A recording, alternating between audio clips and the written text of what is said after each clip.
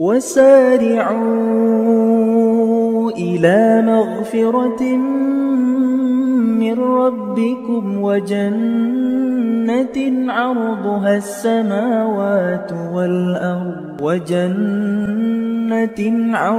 السماوات والأرض أعدت للمتقين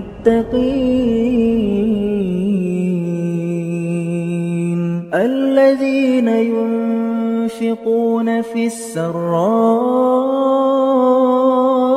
والضراء